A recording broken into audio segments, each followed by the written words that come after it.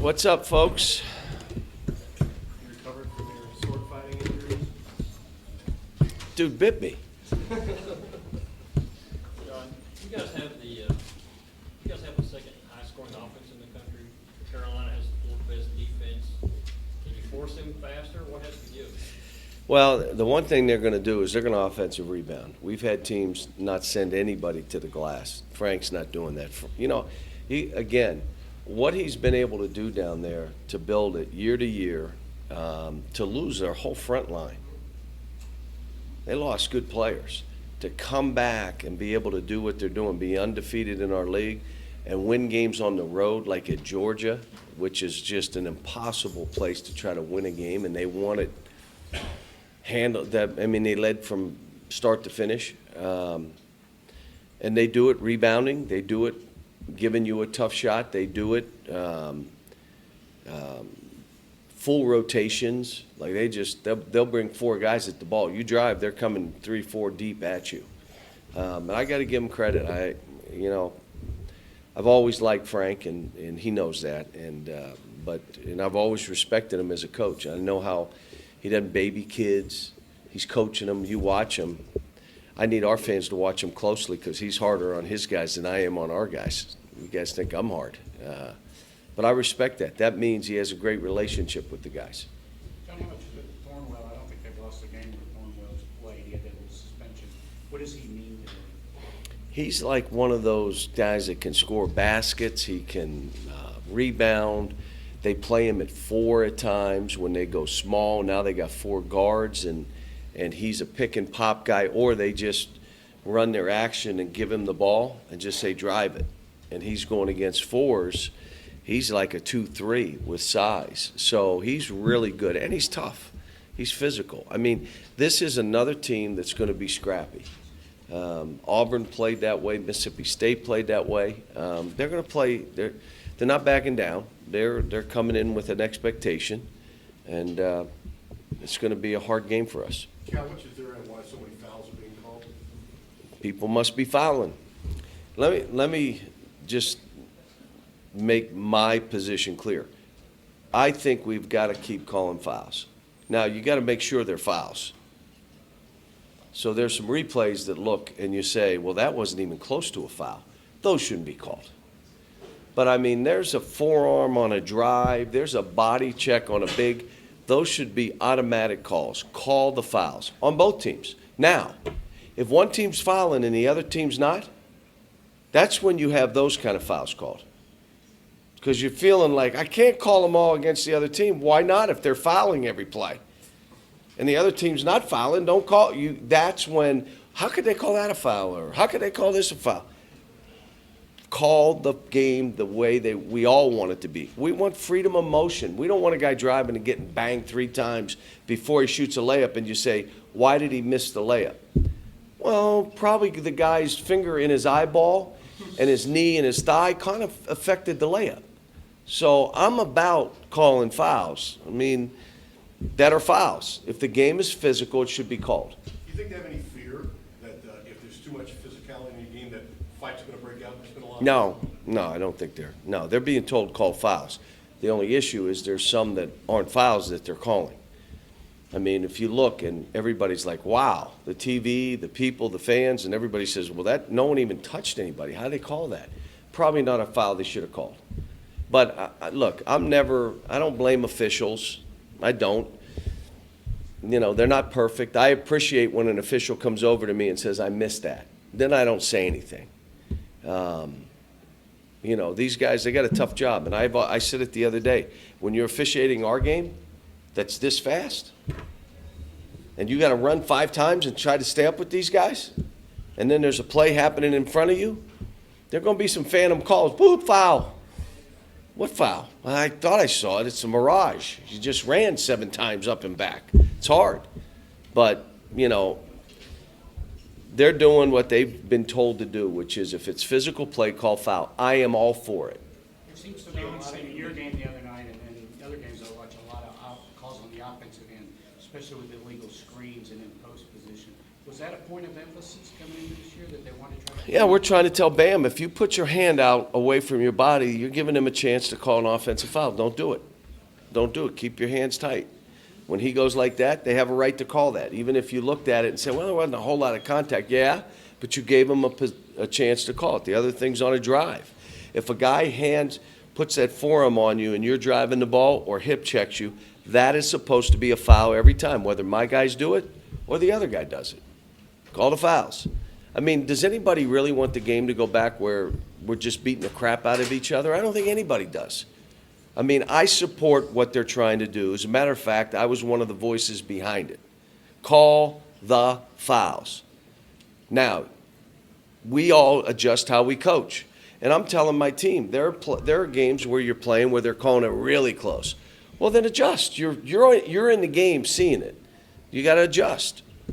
John, seemingly across college basketball in general, there seems to be more skirmishes this year. At least that's the way I view it. I don't know. I'm just watching our games, and I think again, there's a frustration level when you're playing us. When you practice 2 weeks to play our game, and you're fighting, and you're in the game a little bit, and all of a sudden it gets away from you, and there's a frustration buildup. We got to be Kentucky, and then you push a guy. I mean, come on. I mean, there's no one in fighting anybody, but there's a frustration level when you're playing us. We've seen it. I've been here 8 years. I've probably seen that 50 times, and I get it. You went back and looked at it, were you as mad about Lily hanging over him?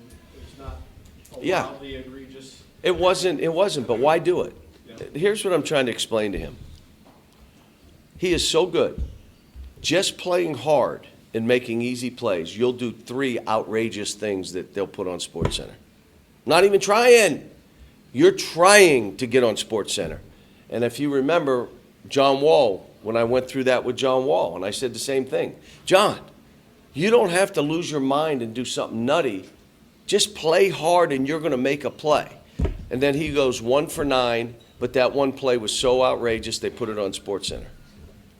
He's the same. I mean, but they're young. They're 18 and 19-year-olds. You know, and he and Malik just played bad last game, and they had to go hug Derek and Wenyon. So the hug went the other way this time. Those two saved those 2 guards. Was that a step forward for Derek when what they did? Oh, yeah, big. It's too big to build their own confidence. You know, I keep telling Derek, you know, I know you're working on defense. I know you're trying, but understand you hang your hat on making shots. Not dribbling, spinning, throwing passes. Not cross-court passes for baskets for them. You can't just shoot it, make an easy play. That's who you are. That's the strength of your game. Offensive rebounds, fly in transition, dunk balls. Work on your defense, but is he ever going to be a defensive stopper? He's a senior. He is what he is. Be the best version of that. How do we get you even better knowing what you are as a player? You've talked all year about trust, discipline, empowerment. Do you feel like this team is behind in those areas? How do they compare to other teams that you've had? I don't know because I can't remember year to year, but I would tell you we got a ways to go. And I'm going to explain some of this stuff today. We're going to meet for about 5 minutes and looking at what we are as a team offensively, where we have to go. Looking at where we are defensively as a team and where we have to go. And a bunch of that is you got to do your job.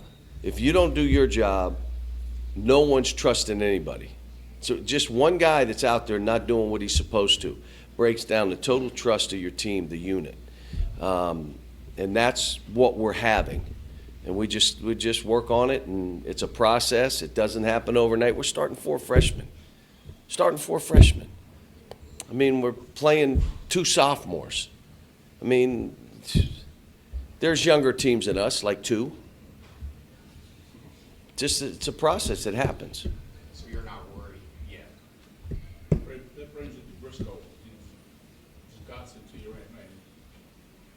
Well, here's what I loved. He and I met. I had a call, and I called him to the office. Really, 2 or 3 people called me, basketball people. And after the Mississippi State game said, He is so much better as a player. It's incredible. Making free throws, he can make perimeter shots. His decision-making, he's even better defensively and rebounding than he was a year ago. It's incredible. So when I called him in, I just said, how do you think you played? I was awful. I said, you were awful. But let me tell you what the calls I got about you. And I said, part of the reason this is happening, instead of blaming me that you were awful a year ago, you're taking responsibility yourself, that this is your performance, not mine, and that's how you're getting better. So last night we had a team picture. We had a film session, a short one. We practiced for 2 hours. They had a film session with the coaches for another 15, 20 minutes. While they were in there, I went up and showered, look out in my window, and Malik and Isaiah are a full body workout, totally soaked, going again. Proud of that. That makes me feel great because they have to master their craft. They have to be responsible for their own performance and not blame. If you blame, you're not getting better. If you take responsibility, you'll get better. You'll figure it out. Did you know that Colin Towns was going to call in during that ESPN telecast the other night? How great it is it when I didn't know he called in. What did he do? No one tells me anything around here, just so you know that. They put stuff on my Twitter, YOLO, don't tell me. I mean, so what happened? He called in during the Vanderbilt game, first half. Vanderbilt? Yeah, What? For what? just to talk. Oh, Brag it's about crazy. Kentucky. He's Yeah, the he best. talked about how He didn't great- call Mississippi State after the chin up, did he? I did that against LSU, and it was he didn't do that? Oh, no. He did it the other one. But how great is it when former players continue to serve as ambassadors? No, for the program? it's what this is about here. I mean, we got a bunch of them trying to get to the Kansas game. Like, it's like, we want to come, this guy, that guy, you're like 5, 6 guys. Wait a minute, so, they're connected to the place. They understand that, you had people here that cared about them and loved them and were a part of what they had to do and looked after them and, protected them. And they know that. And again, they're in that league and they're responsible for their performance. They understand that. They don't, it's like Andrew, when he went to the D-League, he said, it's what I needed to get myself right. And then he goes up and does all the good stuff he's doing. I mean, it's good what's happening for them, and I appreciate the fact that they, look back on this experience with with good feelings. Thanks, everyone.